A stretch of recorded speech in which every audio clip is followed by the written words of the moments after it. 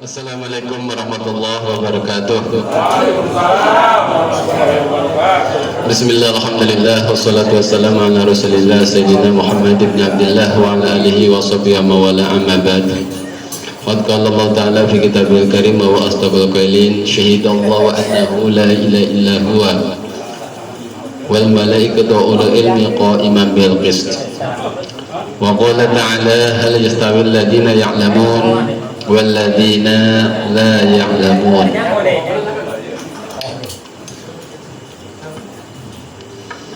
Wa qala nabiyuna Muhammad sallallahu alaihi wasallam man salaka tariqan yaltamisu fihi ilman sahalallahu lahu tariqan ilal jannah. Wa qala sallallahu alaihi wasallam talabul ilmi faridah ala kulli muslimin. Sadaqallah wa sadaqa rasul karim man ala dzalika minasyaitin wa syakirin walhamdulillahi rabbil alamin. Hadirin rahimakumullah, alhamdulillah wa syukur ala ni'amillah, taisir Allah, fadl Allah, inayah Allah senantiasa masih kita rasakan sampai detik ini. Mudah-mudahan dengan kumpulnya kita di sini itu wujud syukur kita terhadap semuanya, yang akhirnya ditambahkan lagi rahmat Allah, fadl Allah, inayah Allah, dan semuanya kita nanti masuk ke surganya. Amin ya Allah ya rabbal alamin. Hadirin rahimakumullah, meneruskan dari pertemuan kemarin mukaddimah, jadi ini sampai jam 9 lah, nanti kita kaji bersama, saling mengisi, saling menanggapi, akhirnya tambah besar nur yang Allah berikan kepada kita semuanya. Kemarin tentang mukaddimah yang dikemukakan juga dua hadis Rasul Nabi Agung Muhammad sallallahu alaihi wasallam, yaitu tentang keutamaan mencari ilmu, bahwa mencari ilmu itu begitu sangat difardukan atas setiap orang muslim. Dan juga beliau bersabda, seorang yang menempuh jalan tujuan mencari ilmu itu akan termudah jalan dia menuju surganya. Terus waba'du artinya sehabis Imam Musonif baca bismillah, baca alhamdulillah, membaca salawat salam kepada junjungan Nabi Agung kita Muhammad sallallahu alaihi wasallam, juga kepada keluarga dan sahabatnya. Fahadihi masailu, apa yang ada di benak saya, kata Imam Musonif, apa yang ada di benak saya, yang di pikiran saya itu merupakan masail, beberapa masalah tentang keilmuan, masalahnya itu mukhtasar, yang sangat ringkas sekali, sangat ringkas. Dan pengambilan masail mukhtasar ini saya ambil dari sebagian kitab-kitab Al-Imam Hujjatul Islam Al-Ghazali. Jadi walaupun kitabnya kecil, itu sebagian besarnya dinukil dari kitab Imam Ghazali, yang sebelumnya kita ketahui isi kitab ini adalah isi rukun agama, yaitu Islam, iman, Islam dan ihsan. Iman usuluddin, Islam fikih, ihsan tasawuf. Pengarangnya masih inget nggak siapa namanya ini? Siapa pengarangnya? Sayyid Ahmad bin Zaid Al-Habsi. Muridnya siapa? Habib Abdullah bin Alawi Al-Haddad. Habib Abdullah bin Ali Al-Haddad muridnya siapa? Habib Umar bin Abdurrahman Al-Attas. Lah, orang tiga ini tiga ini, Habib Zain, Abdullah Alawi Al-Haddad, Habib Umar bin Abdurrahman Atas, itu semuanya pengagum Imam Ghazali. Makanya banyak sekali wasiat-wasiat itu selalu alaika bil Ihya, terutama kitab Ihya Ulumuddin, alaika bil Ihya, alaika bil Ihya. Dan juga dalam kitab Subul Iman karangan Syekh Zainuddin Al-Malibari, itu ada bahasa tolek akhi Ihya Ghazali tanal fihi syifa min kulli da'in adala. Tolek, wahai saudaraku, talaahna, mentelaah, suruh mentelaah, tolek, mentelaahlah, akhi, wahai saudaraku. Jadi mentelaah itu dari bahasa Arab gitu. Mentelaah itu jadi mutolaah, tolaa yutoliu mutolaatan, fa'ala yufa'ilu mufa'alatan, bahwa mufailun wadaka mufa'alun fa'il. Tolek, tolek, telaahlah, akhi, saudaraku, Ihya, kitab Ihya punya Imam Ghazali. Kalau kamu mau mentelaah, mau mengkaji, mau mengaji kitab Ihya, tanal, engkau akan memperoleh apa? Fihi syifa.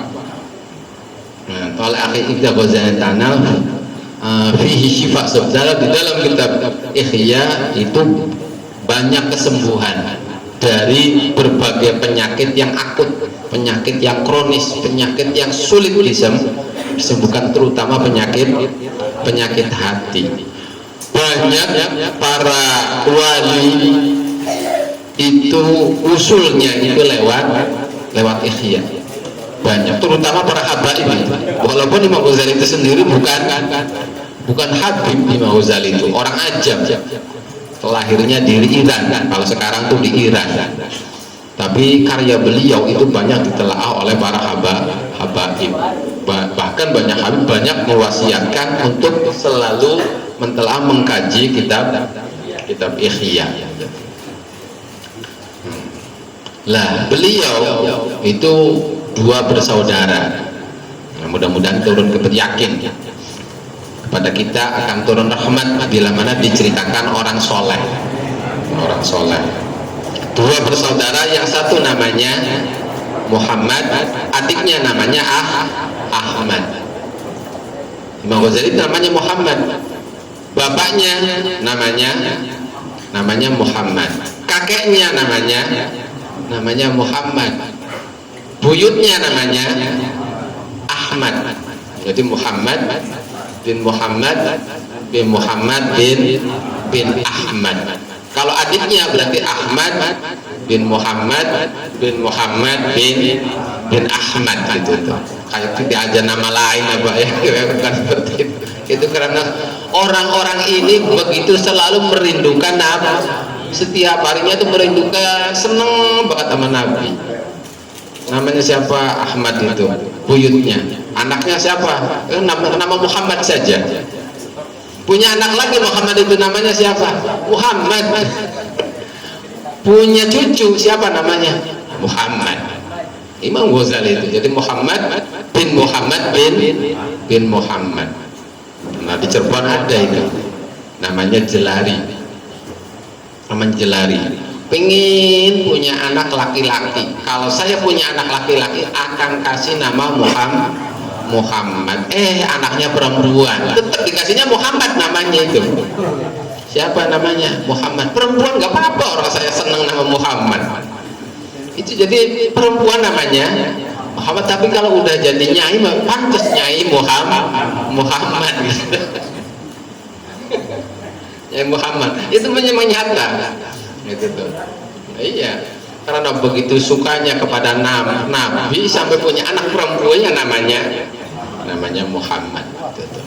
Dan tentang kalau nama dalam kitab Nujatul Majalis itu nama Muhammad, kalau dalam rumah ada namanya Muhammad, terus diziarahi terus oleh malaikat keliling. Malaikat ada namanya Muhammad di sini, ada ziarah, doa, nginep 1 hari, pergi lagi, ketemu sama temennya tuh di rumah itu tuh ada namanya Muhammad, anaknya datang lagi, itu berkahnya ya, berkahnya. Nah, beliau dua bersaudara, keilmuannya luar biasa.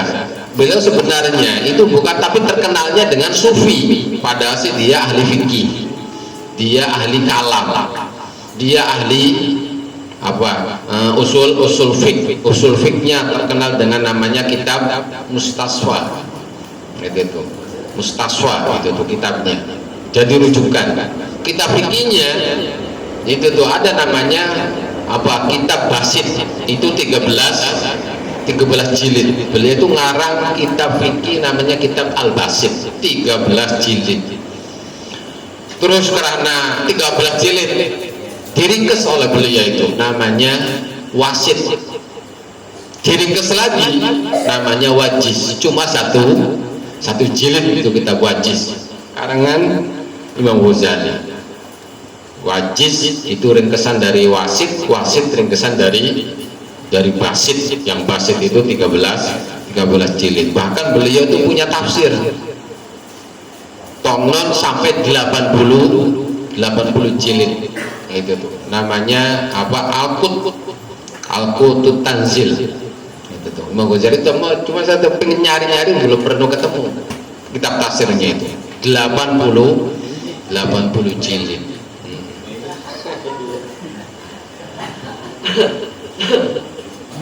Ya.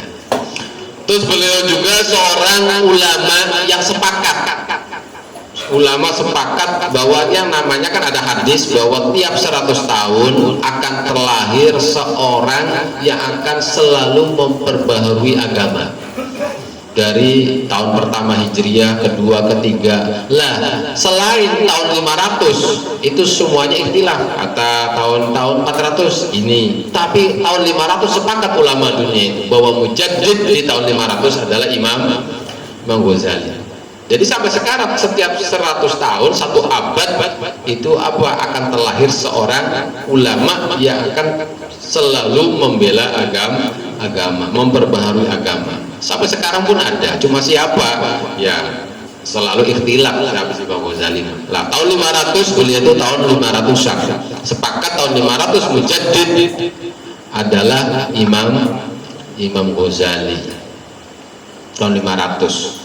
Nah, sejarah sedikit beliau itu salah satu orang yang dikagumi oleh Syekh Abdul Qadir Al-Jilani. Jadi waktu ada yang mengatakan Syekh Abdul Qadir usia 18, ada yang mengatakan 20, beliau pengen nyantri kepada Imam Ghazali dari Baghdad menuju Iran, daerah Tus. Saya pengen nyantri, kata Syekh Abdul Qadir itu ke Imam Ghazali, tapi nyampe di tempatnya ternyata baru beberapa hari saja Imam Ghazali meninggal.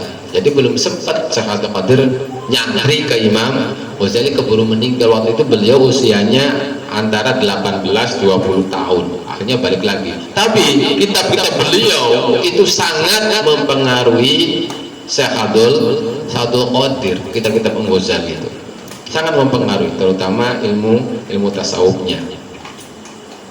Lah beliau dalam karir keilmuan itu sebenarnya udah sampai puncak. Beliau itu memegang Universitas An-Nidhamiyah, dan beliau sebagai rektornya. Tapi apa? Beliau batinnya gersang, walaupun saya udah sampai puncak karir tentang akademik itu sampai rektor, tapi gersang hatinya dalam kegelisahan. Akhirnya pengen mencari jati diri, uzlah. Beliau itu meninggalkan semuanya, uzlah selama 10 tahun, tanggung pergi tiru dari keramaian manusia itu. Beliau itu 10 tahun netepnya apa? Kalau ada masjid netepnya di para apa sih kalau di menara saja, di situ tafakur, dzikir, sampai pernah di menara Iskandariyah. Tapi kitabnya udah menyebar di dunia itu. Pokoknya kalau ada orang mengatakan bahwa ini pendapat Imam Ghazali, langsung taslim aja udah. Langsung taslim. Ini pendapat dalam masalah ini Imam Ghazali berpendapat seperti ini, langsung taslim. Di zaman itu langsung taslim aja. Jadi kaum apa, jamaah taslim ini mah. Jamaah taslim, langsung taslim aja. Kalau ada pendapat Imam Ghazali, sama pernah di daerah Iskandariyah itu ada pengajian, wah rame itu, rame perdebatan. Imam Ghazali posisinya ada di menara itu. Imam Ghazali posisinya ada di menara. Di situ lagi perdebatan tentang masalah. Akhirnya ada seorang ulama, Ola Al-Ghazali, dirinya ada di menara. Langsung aja sepakat katanya. Udah pendapatnya Imam Ghazali saja yang dipegang. Itu posisinya padahal sih ada di menara. Aduh, dianya gini. Bagaimana kalau sayanya turun nih? Baru kata-katanya saja udah orang itu udah begitu hormat. Tapi apa, langsung dia, hati saya ada rasa seperti itu. Aduh, ini baru kata-kata saya, bagaimana kalau saya turun begitu hormatnya. Sama kata-kata saya saja diucapkan, semua ulama itu hormat. Akhirnya belum beres, pergi lagi dia itu dari menara tersebut. Itu jalan bagaimana dia membersihkan dirinya. Dan beliau juga bertitel siapa? Hujjatul Islam. Hujjatul Islam, kalau darah kata Imam Syekh Nawawi Banten, Hujjatul Islam itu orang yang hafal 1 juta hadis. Itu baru bertitel Hujjatul Islam. Kalau baru hafal 100.000, 2.000 itu namanya Al-Hafidh. Seperti Ibnu Hajar Al-Asqalani itu Al-Hafidh. Tapi kalau udah 1 juta hadis hafal, itu baru bertitel Hujjatul Islam. Dan Imam Ghazali itu Hujjatul Islam. Maka 1 juta hadis apa? Tapi di dalam Ihya disebutkan banyak yang kritik tentang hadis-hadis beliau. Ya akhirnya ya dibela oleh Imam Az-Zabidi. Ihya itu 4 jilid dibela tentang hadisnya oleh seorang habib. Itu namanya Imam Az-Zabidi, sampai ditulis 12 jilid itu syarah, cuma membela hadis yang ada dalam Ihya saja gitu. Dalam Ihya saja. Dan beliau pun seorang yang suluk menuju Allahnya hanya bagaimana selalu Nabi merasa bersama beliau. Jadi selama 10 tahun, selama 10 tahun itu dia meyakini Nabi itu selalu ada bersama beliau terus. Jadi tidak pernah dalam 10 tahun itu tidak merasakan kehadiran Nabi. Tidak pernah beliau itu sampai usulnya itu 10 tahun merasa kehadiran Nabi terus, posisi apa saja makanya beliau adalah salah satu ulama yang dibanggakan oleh Nabi Agung Muhammad Sallallahu Alaihi Wasallam. Pernah ceritakan itu waktu Nabi bertemu dengan Nabi Musa. Nabi Musa itu protes kepada Nabi kita itu, siapa sih ulama kamu itu sampai engkau itu berani mengatakan ulama ummati ka'ambiyai bani Israel. Kata Nabi kan seperti itu, ulama-ulamaku seperti nabi-nabinya Bani Israel. Itu nggak cocok itu Nabi Musa itu. Akhirnya menemui Nabi, protes, coba datangkan satu ulama kamu, katanya seperti ulama Bani Israel itu. Akhirnya yang didatangkan itu adalah Imam Ghazali itu. Nih ulama saya mau tes katanya. Kata Nabi Musa, ya cepatnya cerita cepat kalah Nabi Musa itu. Nabi Musa kalah. Akhirnya mau kalah, udah kalah, mau diitukan lagi. Kata Nabi akhirnya udah, kamu sama orang tua jangan suladab katanya. Udah jawabannya kalau udah kamu terima saja, dibilangin itu. Makanya ada tusukan di sini itu tusukan tekan Nabi, karena waktu debat sama Nabi Musa lagi kalah, pengen dijatuhkan lagi, tapi oleh Nabi dan udah itu orang tua kamu tuh seul adab. Terus juga bukan beliau itu orang ulama bukan berarti tanpa musuh, banyak musuhnya sampai sekarang. Beliau itu semenjak sampai itu sampai sekarang beliau banyak musuhnya. Ya kalau sekarang kan orang-orang Wahabi itu. Orang Wahabi kalau di Mekah cari kitab Ihya, ya udah dilarang, haram di Mekah itu beli bawa kitab Ihya itu. Ulama Wahabi kalau ada kitab Ihya diambil, dibakar. Belinya berapa? Belinya sekian nih uangnya, kitabnya dibakar. Dan dulu juga sebenarnya waktu beliau masih ada ulama-ulama yang hasut kepada beliau itu dalam satu negara. Karena Ihya itu begitu itunya sangat besar itunya dalam dunia Islam, ada ulama tidak suka. Akhirnya dia memberi fatwa kepada satu negara tidak boleh membaca kitab Ihya. Yang punya kitab Ihya harus dikumpulkan, kalau tidak dikumpulkan dihukum, dipenjara. Akhirnya kitab Ihya dikumpulkan semuanya, satu negara seperti gunung mau dibakar gitu. Pernah kejadian berarti mau dibakar kitab Ihya itu satu negara itu. Karena ulamanya lewat pemerintahan bahwa kitab Ihya itu adalah menyesatkan. Jadi umpamanya ada yang mengatakan kitab Ihya kitab sesat, ya udah jangan aneh gitu. Emang dari dulu dari dulu akhirnya mau dibakar. Si ulamanya malamnya bermimpi bertemu dengan Nabi, yang di Nabi itu dikelilingi oleh sahabat Abu Bakar, Utsman, Ali, juga Imam Ghazali. Kata Imam Ghazali, Nabi, saya minta tuntutan kepada orang ini, dia telah menzalimi saya. Lah langsung Nabi menyuruh kepada sahabat Umar untuk mencambuk ulama tersebut.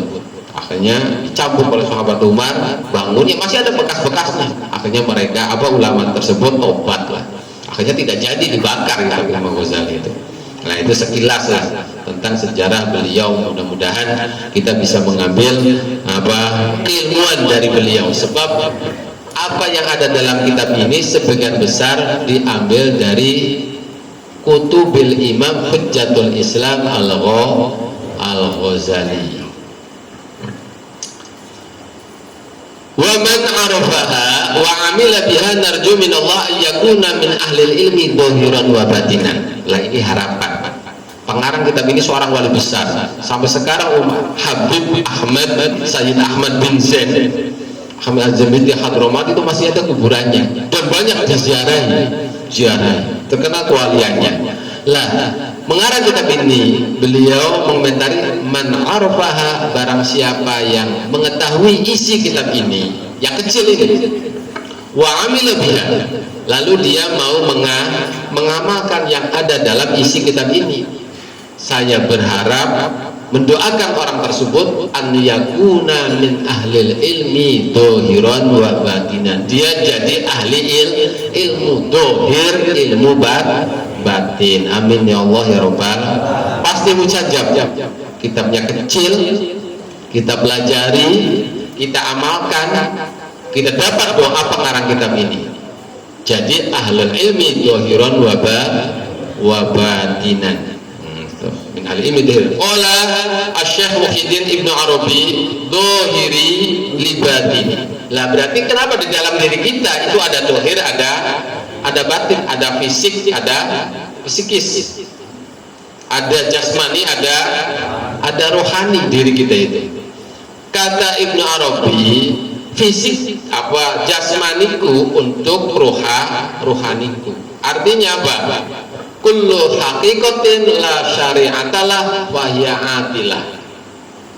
Jadi kita beribadah, berilmu itu selain ilmu jasmani juga ilmu rohani. Ilmu jasmani berarti ilmu dohir, ilmu rohani adalah ilmu batin. Lah kata Ibnu Arabi, dohiri li batini, jasadku untuk ruhku, rohaniku. Artinya setiap hakikat yang tidak bersyariat itu atilah kosong.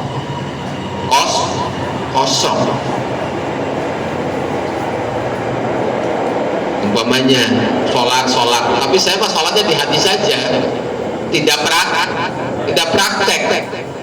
praktek sholatnya. Udah sholatnya di hati saja. Udah sholat belum? Belum. Udah di hati. Kan ada ya madhab golongan aliran seperti itu tuh, aliran kebatinan, kepercayaan. Sholatnya udah diem, udah gitu tuh. Iya selesai. Itu bila mana hakikat batin tanpa syariat dohir itu atilah kosong. Li'anha ariyatun minal huruf, sebab itu dia kosong dari cabang. Dan batin ini lidohiri. Begitupun batin ruh adalah untuk jasad, untuk dohir. Jadi kullu syariat lah hakikatalah faya batilah. Setiap syariat tanpa hakikat itu batil. Kita sholat tanpa ada ruhnya ya batal. Tanpa ada. Jadi sholat itu berarti harus dohiran wa batinan sholat itu. Sebab kalau dohir saja atilah, kalau batin saja atilah, kalau dohir saja batilah. Dan itu memang amalat ahli sunnah. Ahli sunnah itu dohiron wa batinan. Sebab li'anal haqiqah ya aslu wa alaiha yubna kullu far'in. Sebab hakikat itu adalah pokok, dan di atas pokok itulah terbangun semua cabang. Maka kita umpamanya yang contoh sederhananya sholat, berarti kita tidak cuma dohir saja, juga harus batinnya, tidak cuma syariatnya saja, juga hakikatnya. Artinya kita sholat selain dohir saya sholat, juga ruh kita sholat, hati kita hati sholat. Wa qala dohiri anna raditu bima qamil awam wa huwa qauluhu ta'ala in tajtanibu katsiran ma tunhauna 'alaiha tunhauna an tukaffir anhum sayi'atikum wa adkhilakum mudkhalan karima. Lah dohir itu mengatakan, ahli dohir yang selalu ya enggak ngurusin batin, saya mah cukup di makom awam dengan memakai firman Allah in tajtanibu katsiran ma tunhauna anhu, bila kalian meninggalkan dosa besar yang dilarang, nukafir ankum sayiatikum, akan diifarati semua kesalahan-kesalahan kalian, dan saya masukkan kalian mudkhalan karima, di surga. Itu madhab ahli dohir. Tapi faqala batin tastanid al-kabair al-janiyah walam tada'al kabir khafiyah. Ya kalau kamu berarti cuma meninggalkan dosa-dosa yang sifatnya apa? Sifatnya pidana. Sifatnya pidana, tidak mau memukul, tidak mau membunuh, tidak mau merampok, itu bagus. Tapi kalau di hatinya masih ada hasud, masih ada ujub, masih ada takabur, masih ada, ya itu gimana? Gitu tuh, wama asbah dalil. Jadi kita ahli sunnah selain dohirnya bagus, juga batinnya bagus. Selain umpamanya kita sholat membersihkan najis, suri itu najis yang berbentuk seperti apa, darah apa atau hadas, juga meninggalkan najis maknawi, yaitu apa, hasud, ujub, takabur. Itu madhab ahli sunnah. Wabillahi at-taufiq, dan hanya kepada Allah saja kita minta pertolongan untuk bisa melakukan kebaikan dan meninggalkan semua hal yang dilarang.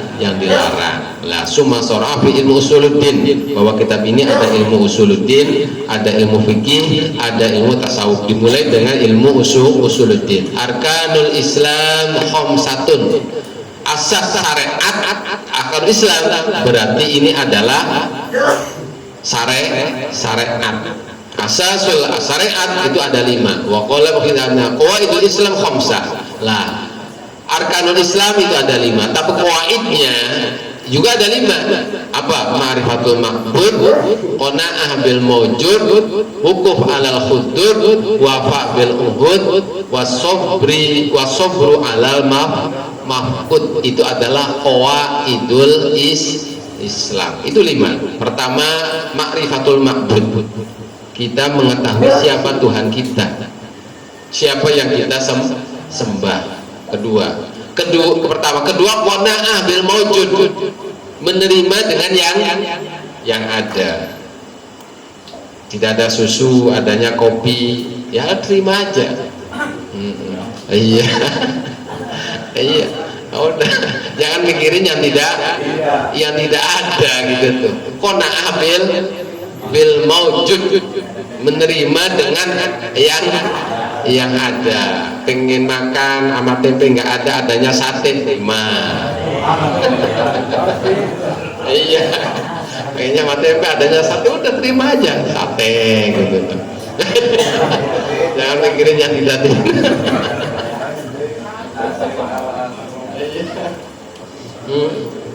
Itu berarti kita telah memegang qawaidul Islam. Ma'rifatul ma'bud, mengetahui siapa Tuhan kita. Qanaah bil maujud, menerima dengan apa yang ada. Wukuf alal hudud, hidup ini harus sesuai dengan batas rel norma-norma agama. Jangan sampai melenceng. Jangan sampai melenceng, offset itu namanya. Wukuf alal hudud, diam dalam batas-batas norma-norma agama, aturan agama. Jangan nyimpang gitu tuh, nyatinya kemakan kan. Terus wafa bil uhud, kita memenuhi janji. Itu qawaidul Islam. Dan yang terakhir, sobri alal mahfud, sabar atas apa yang tidak ada. Apa itu yang tidak ada? Pengen apa? Enggak ada, ya udah sabar gitu. Pengen nyandung enggak kesampaian, udah sabar. Itu qawaidul Islam gitu. Sobri alal mafqud, sabar terhadap apa yang tidak ada. Udah, hadirin rahimakumullah, itu sebagai bahan saja. Pertama, tentang sejarah Imam Ghazali.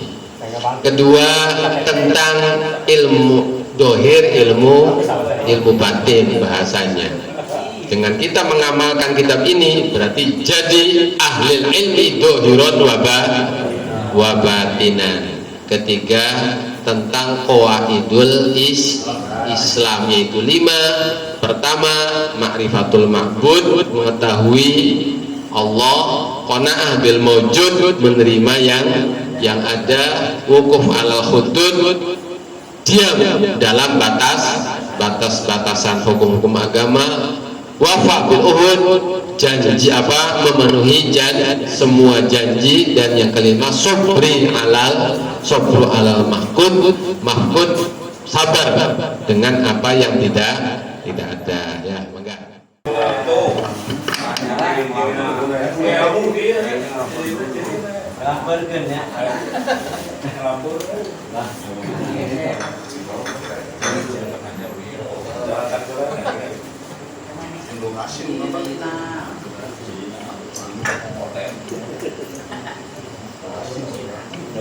Ciri-ciri ahli ilmu katanya.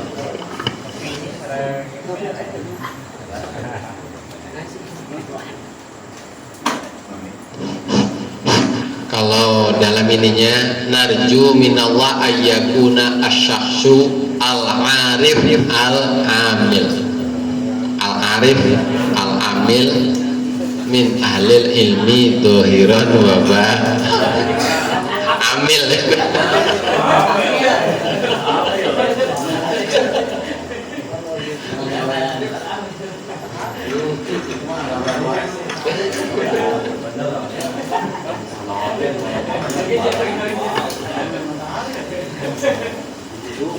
Jadi ahlul ilmi itu ayil arif lah. Dohiron wa batinan berarti ya itu arif amil. Cuma kalau ciri ahli ilmu itu berarti dalam ahli ilmu berarti dikatakan alim dalam bahasa itunya tuh. Lah, ciri paling menentukan di dalam Al-Quran itu jelas, innama yakhshallah min ibadihil ulama. Bila mana ada seseorang punya khosyah di hatinya, berarti dia min ahlil ilmi. Kalau punya khosyah gitu tuh. Nah, kalau orang punya khosyah itu berarti dalam hidupnya pasti dia tidak bakalan semaunya sendiri, pasti akan memenuhi sesuai dengan aturan. Maka lah nanti ini masuk dalam ahli ilmu secara ini ya, secara kitab ini. Sebab yang namanya ada orang ilmu itu ada kalanya nafe, ada kalanya ghairu nafe. Kalau orang yang punya ilmu walaupun ghairu nafe tetap dikatakan alim, tapi secara agama itu bukan dikatakan alim. Tapi yang dimaksud ini ya orang yang punya ilmu nafe, yaitu ilmu yang dengan ilmunya dia menimbulkan khosyah. Lah, ciri-ciri untuk khosyahnya apa? Pertama, dia tahu tentang hakikat dunia, gitu. Hakikat dunia. Terus hakikat akhirat. Maka dalam dia hidup lebih memprioritaskan akhirat daripada dunia. Itu ciri yang pertama. Kedua, dia akan tambah khosyahnya terhadap Allah. Tidak ada khosyah selain Allah. Tidak ada khosyah selain Allah itu. Yang hanya ada khosyah hanya Allah saja. Dan tambahnya ilmu, dengan dia tambahnya ilmu akan merasakan tambahnya khosyah. Dengan dia tambahnya ilmu akan tambah dia zuhud terhadap dunia, akan tambah kecintaan terhadap akhirat. Itu ciri ya, dua sajalah. Itu juga ya kata Imam Ghazali, itu juga kata Imam Ghazali.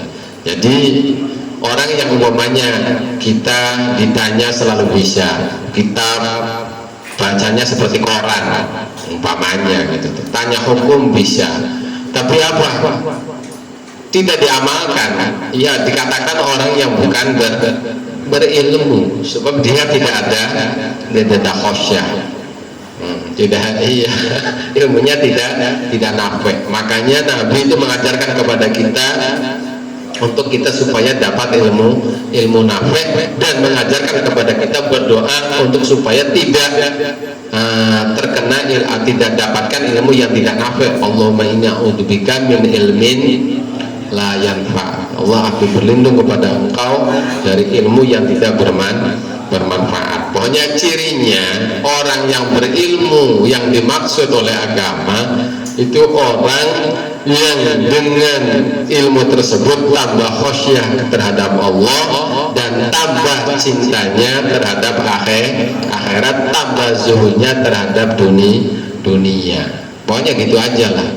Dan bukan berarti nantinya dia kehidupannya itu harus berbeda dengan umum, tidak. Tetap kehidupannya waktunya makan, waktunya nikah, punya anak, punya rumah. Tapi yang membedakan adalah hatinya, yang membedakan adalah hatinya.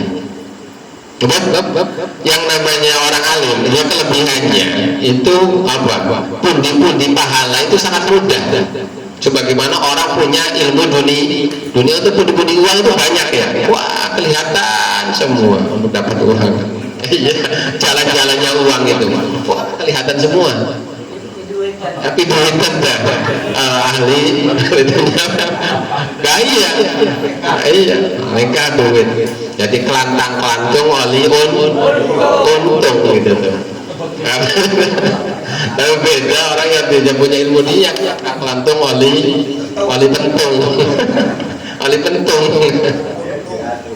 Kalau orang yang punya ilmu, yang sebenarnya dia tahu pundi-pundi pahala.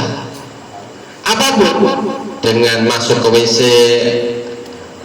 bisa dapat pahala, tidur bisa dapat pahala, makan bisa dapat, kumpul sama istri dapat pahala, pakai pakaian dapat pahala melulu kalau orang itu. Sebagaimana alimnya duit melulu lah. Tapi orang alim mau pahala melulu, pakai pakaian dapat pahala, kok itu dapat pahala, mau kemana aja udah dapat pahala melulu. Itu tuh. Ya kiranya gitulah. Masih ada yang mau bertanya? Masih ada waktu katanya. pengen oleh kelantang keluntung oleh untung gitu. Ini mau oleh pahalanya kayak mau tanya tadi ada al-wafabil Uhud ya, itu memenuhi janji itu jadi apa ini? Iya, selama ini saya nggak merasa berjanji gitu. Ini janji, pengen lebih diterangkan itu, maaf, supaya dapat pahala.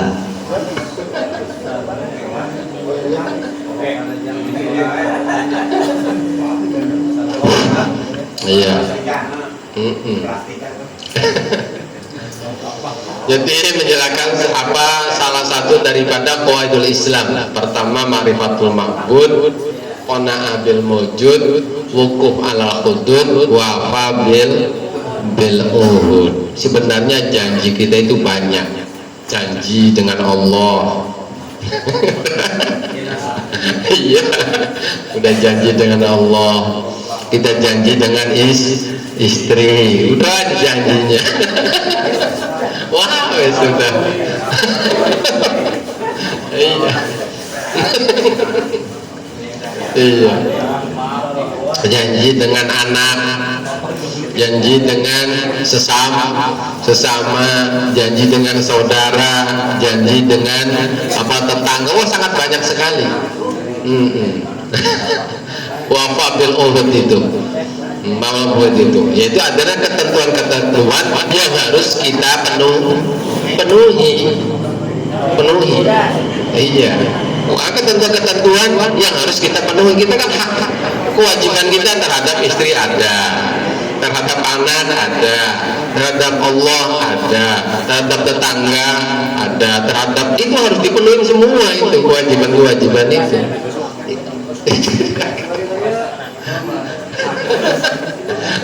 Nah, itu orang Islam itu harus wafa bil uhud, wafa bil uhud. Punya ada orang telanjang, ya kita udah berjanji sama Allah itu kasih pakaian. Orang lapar, ya kita kasih makan. Itu termasuk wafa bil uhud. Salah satunya kita kalau masuk tong waktu, ya berarti kita udah berjanji siap untuk sholat gitu.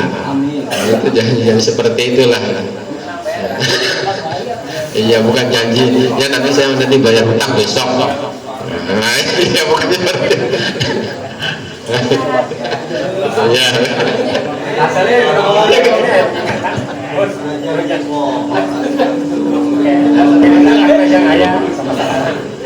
Enggak nanya, cuma tadi muatan Pak Kiai tadi baik menerangkan tentang ilmu ya. Kalau orang berilmu jangankan akhirat dunia pun bisa dikejar kan. Ini kayaknya nyambung dengan talim ya. Talam bainal ilma zainun pun gitu. Betul Pak ya? Tapi tolong pakai lebih jelas lagi gitu talamnya. Talim tadi. Talam bainal ilma zainun di alhi wa fadlun wa imanun likuli. Tolong diperjelas lagi pakai. Itu dalam ta'allam fa innal ilma zainun li ahlihi wa fadlun wa inwanun li kulli mahamidi. Ta'allam, belajarlah kalian, belajar ilmu. Fa innal ilma zainun li ahli, sebab ilmu jadi hiasan bagi ahlinya, bagi ahlinya. Betapa kita melihat orang-orang bodoh kan kelakuannya kan suka salah, itu bisa nyebelin kadang-kadang. Tapi kalau orang yang berilmu cantik terus, cantik sangat, itu dengan ilmuwan. Iya, dalam hal apa? Baik dalam berpakaian, dalam berkendara, makan, apa aja semuanya itu indah kalau dilakukan dengan keilmuan gitu tuh. Keilmuan ya. Orang bodoh umpamanya ya seperti menempatkan bukan pada tempatnya karena ketidaktahuannya itu. Tapi kalau orang alim kan menempatkan sesuatu pada tempatnya, itu selalu indah jadinya kalau menempatkan. Ya, jadi zainul ahli wa fadlun juga jadi keutamaan. Jadi terlihat baik dalam khalayak, dalam kesendirian, wafatun wa inwan, dan jadi ciri likhuli mahamidi pada semua yang terpuji. Jadi orang-orang yang berilmu, apapun yang dilakukan, ya bila mana dia mengamalkan ilmunya, itu akan orang terkagum. Oh iya ya, pengalaman saya sendiri. Jadi sebenarnya ilmu itu bukan cuma ada ilmu teori, ada ilmu praktek ya. Praktek. Ya kalau menurut saya sendiri, masa tuh baca kitab banyak gitu. Baca kitab itu banyak.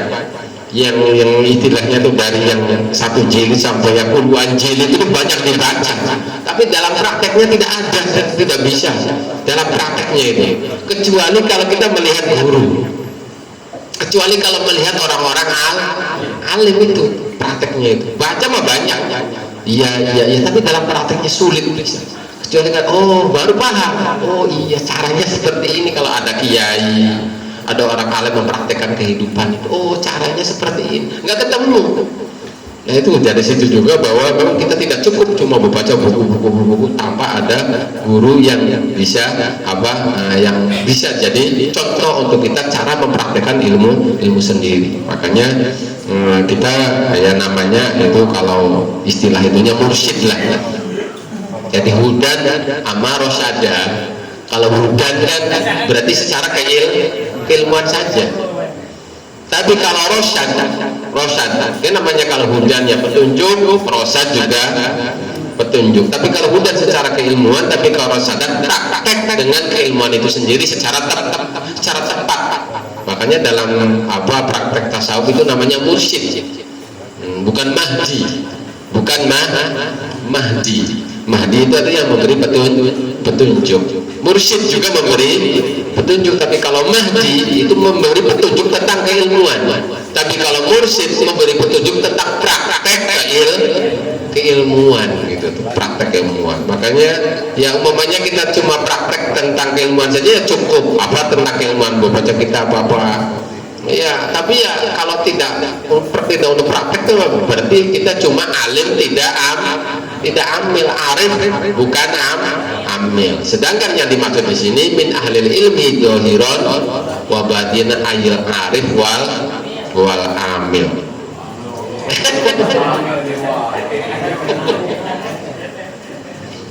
Ya pokoknya semuanya sesuatu kalau disertai dengan keilmuan indah pantas saja pokoknya seperti itu. Dari zen li ahli wa fadlun wa inwan, ada di keutamaan dan tanda ciri tentang berbagai pujian akan mendatangkan ya selalu beres masalahnya kalau di semua masalah ditangani oleh ahlinya, oleh orang berilmu. Dan dengan beresnya tersebut ya pantas dia akan dapat apresiasi tersebut. Ahlu anwanun likullil mahamin. Ya, setengah tuh. Ya hadirin rahimakumullah, ini udah jam 9:30. Pada bab ini malam ini itu menjelaskan tentang bahwa pengambilan kitab ini diambil dari kitabnya Imam, sebagian besar dari kitabnya Imam Ghazali. Terus walaupun begitu kecil kitab ini, bila mana kita memahami lalu mengamalkan, maka kita didapat predikat ahlul ilmi dohiron wa batinan, dan itu adalah doanya Imam Musannif di sini. Terus tentang qawaidul Islam, itu ada 5, itu ma'rifatul ma'bud, qana' bil mawjud, hukum ala hudud, wa bil hud, sofri ala mahkud. Sebenarnya kita tuh berilmu itu tidak perlu banyak. Ini terakhir cerita ya. Di Cirebon itu ada, tapi zaman dulu ada Syekh Bayanillah. Ada yang kenal Syekh Bayanillah itu di daerah Sampiran. Itu antara kalau sekarang itu masuknya kecamatannya Talun, Baku Sangkan dan Wanasaba, itu ada daerah Sampiran. Di situ namanya Syekh Bayanillah, tapi nama itunya Syekh Majagung. Jadi Syekh Majagung, Syekh Bayanillah itu sama.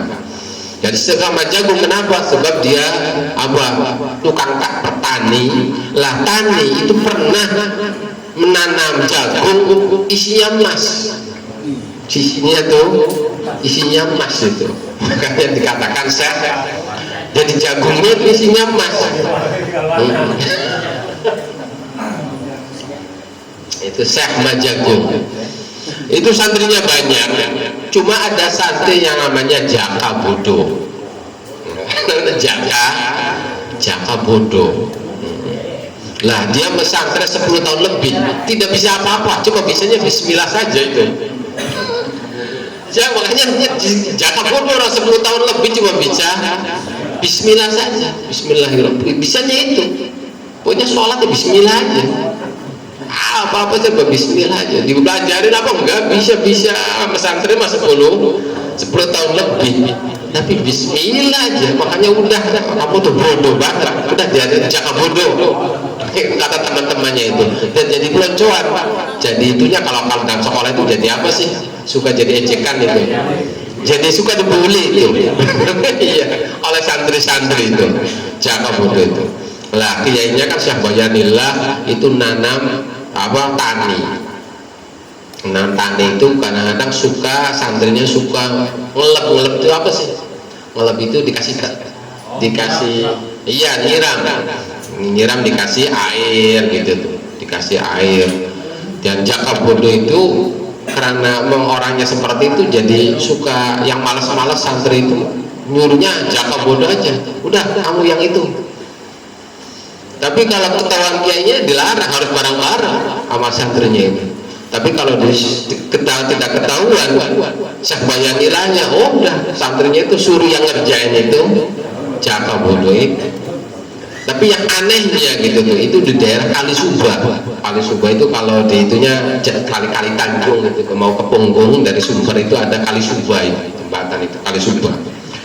Itu dari atas, sawahnya itu di atas, posisinya ngambil airnya di Kali Subah kira-kira ada 4 meter 5 meter lah. Lah kalau ke sana Jaka Bodoh berangkat, dia itu dengan bismillah itu bisa mengalirkan dari Kali Subah yang 4 meter ke atas, bismillah. Jadi air di bawah itu dengan bismillah bisa mengalir ke atas, bismillah, naik gitu tuh. Ya udah tinggal diem aja dengan bismillah. Jaka Bodoh